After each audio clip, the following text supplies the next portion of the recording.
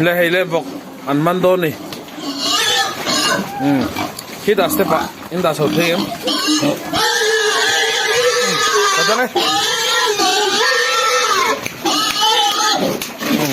eo eo vắng làm đâu về à cháu là vào hát solo lú là cái ta hát solo đó nên vợ vợ này là step trả son lon đó là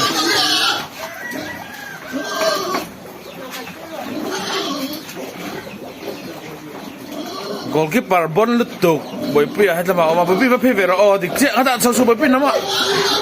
anh thiểm lút tục mình thấy hai tỷ lệ đó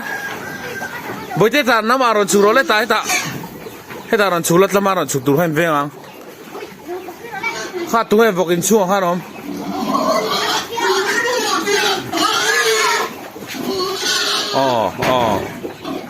à thằng làm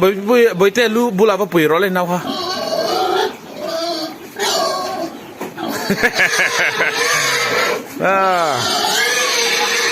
anh thật sầu lệ đó ném heo anh thật sầu lệ thì ta nó sầu ta khăn lâu là anh mong ở bên này rồi đấy